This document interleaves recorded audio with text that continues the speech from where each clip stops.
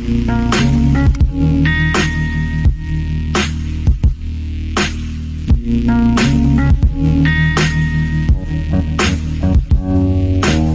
to Dr. Devotion, a podcast exploring Christian faith and practice from a Reformed Baptist perspective.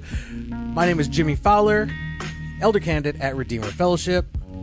And I am Pat Aldridge, community life pastor here at Redeemer Fellowship. Boom! Guess what? We got Pat back. Well, when I say we, I mean I. I got Pat back. Joe is not on this one. Joe actually doesn't even realize we recorded this. He's still out of town. He's out of town. He does not know. And so we thought we're going to go ahead and do a bonus episode without Joe. And kind of, it's going to annoy him a little bit, maybe. He likes to be on these things. He does like to be on these things, and he likes to be informed. So the fact that we're going to have this all set up and go live without him even knowing about it is going to be awesome. Yeah. And that's how much we appreciate you, bro. Appreciate you. I just want you to know, Joe. Had to go this. there, didn't you? Yeah, we appreciate you. So, what Pat and I actually did want to talk about was Pastor Appreciation Month, and so we had that for the month of October. When this goes, it's going to be November, and so Pat, what is Pastor Appreciation Month? Can you get it? You've been at this a lot longer than I have. In October, someone, and I would bet that it was the Christian bookstores out there, wanted to make up a holiday. So it's all like a Hallmark holiday. Basically, yeah. But it's just a time for the church to recognize, and show their appreciation for their pastors. I mean, it's not like this job is a 9 to 5 where I can just clock in and clock out. Yeah. And so here at Redeemer, Pastor Appreciation Month has been around for a while, but here at Redeemer, I started celebrating it right after Redeemer was formed. We through our orientation class, Joe, I don't know if he still does because I haven't been to a membership orientation recently, but he used to make the joke like SBC pastors used to get paid in bourbon. He still makes that joke. Does he make that joke? He makes good. that joke. Yeah, he good. still does. Joe doesn't really know how to write new material, right? So, if you look at Experience the Trinity and Note to Self, I mean, it's the same book. You got to stick with what works, though. Fair enough. So yeah, he's gonna hate that we said that. I know. He's gonna be so mad because he always tells me that I need new jokes and new material. So there you go. Yeah, there you go, Joe. Just You're welcome. No, but so he made that joke, and Cheryl and I, my wife Cheryl and I, thought it would be funny for Pastor Appreciation Month to give him a bottle of bourbon. So we bought him a bottle of Woodford Reserve. Nice, that's a good one. And knowing Joe, of course, what does he do? He throws it up on social media. Yeah. So like that next year, he got like 4 or 5 bottles. Oh my of goodness. bourbon. Yeah, and it's just grown from there. Yeah, and if anyone wants to, you can go ahead and send me bottles of bourbon. I am fine with that. I'm just letting everybody know. Just because you want to. Because you're a giver, man. I'm also going to take it. Right. I want to take in this instance. All right, so Pastor Appreciation Month, some churches will take up an offering. They will, maybe. Which is an awkward way to do it. Which is an awkward way, yeah. Some will bring their pastors up. They'll pray for them. They'll give flowers and things like that, which is all nice. But I think what I want to focus on just for this bonus episode is appreciating your pastor doesn't end in October, right? True. It doesn't end once November hits. So, Pat, what are some ways people can be how can we be appreciating our pastors throughout the year? I mean, the biggest thing, the most encouraging thing for me is just getting stopped randomly, whether it's on a Sunday morning or during the week when, people are in the building or I'm out and about or whatever, and just getting that thank you. Okay. Yeah. So just saying thanks for thanks for walking me through this tough stretch of life. Thank you for the word that you preached on Sunday. Thank you for loving my kids the way you do, those types of things. That's huge. Yeah. That's huge. So actually verbalizing the ways that God is using that pastor in your life. Right. Okay, so that's good. I think another one would be actually praying for your pastors. Regularly, right? Like actually spend time during your week, during your devotions. I would hope people are praying for their church, praying for their pastors. And I think it's good for us to do that. One, it endears us to them, right? I think the other part of it though is that there's power in that, right? Like God answers prayers, and as you're lifting up these prayers, you're continually lifting up your pastor, because it's a hard, like you said, it's not a 9 to 5. I had shared even last night. I don't shepherd and pastor to the same extent that our elders do. I don't have all the counseling sessions that you guys have, but I shared with these guys last night. Like I got a taste of it recently, of kind of that shepherding and walking with someone. And, I shared with the elders last night that, like I went home and just cried because I just didn't know what else to do, and felt this overwhelming sense of, the responsibility that God has placed on our pastors and on our elders. And this overwhelming sense of inadequacy, of not being capable or gifted enough to do this. And so really your pastors need you to be praying for them, the way you talked about that last night during our elders meeting, and I'm pretty sure I verbalized it like, way to go, pastor. Like, you counseled and you pastored someone, that is near to dear to us, a member of our church. Yeah. And so,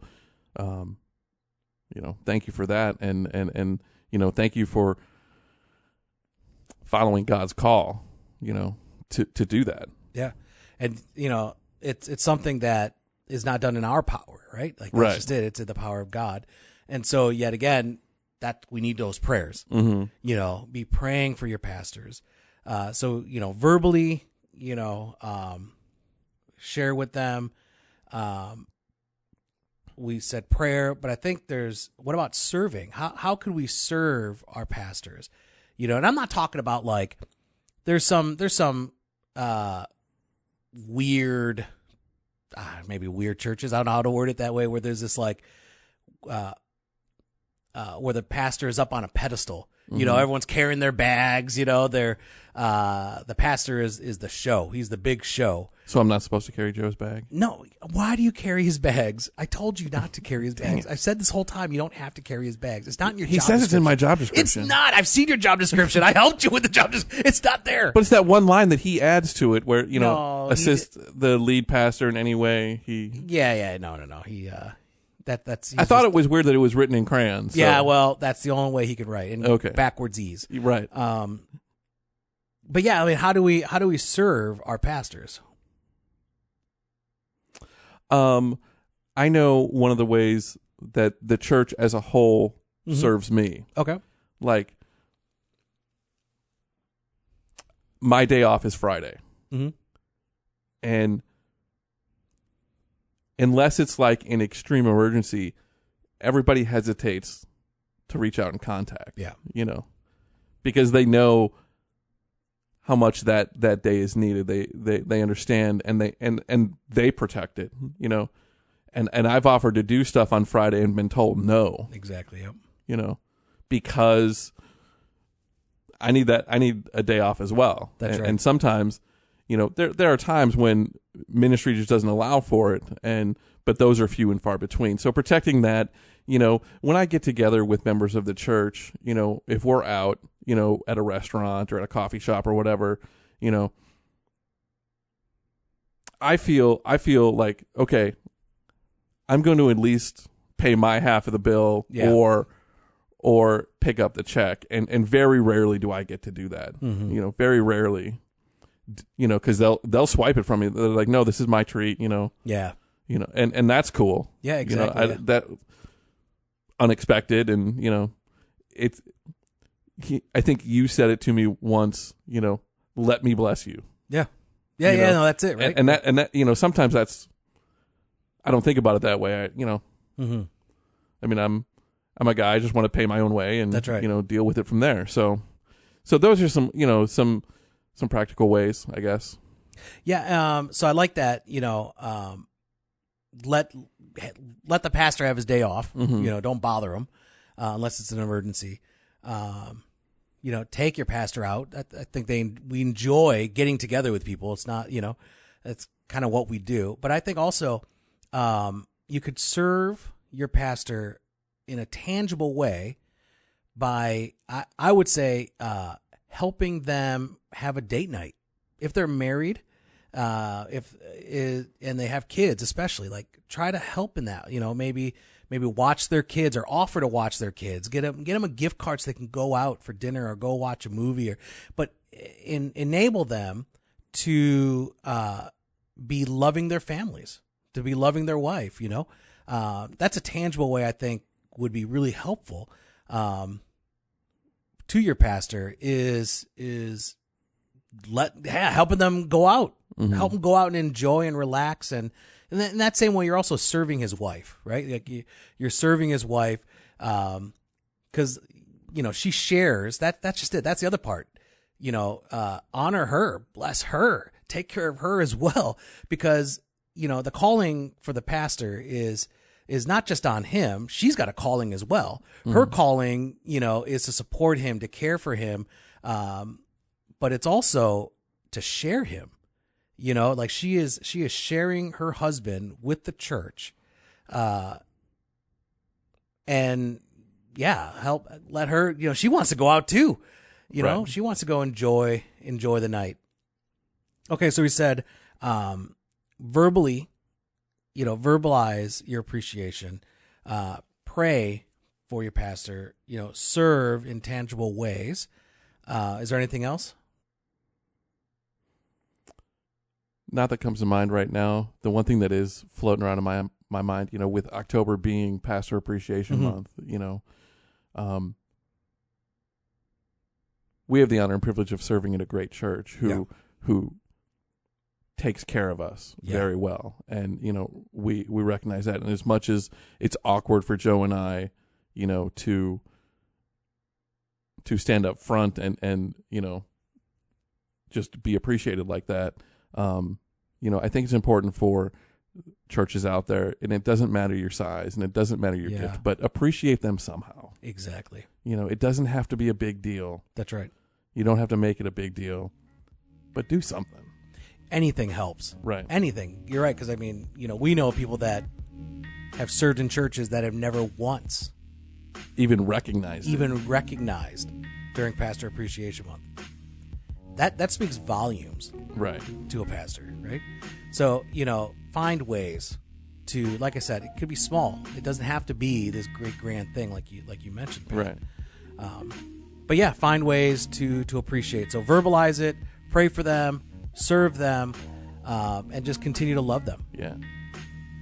So we just wanted to throw up the mics, just a quick bonus episode for Pastor Appreciation.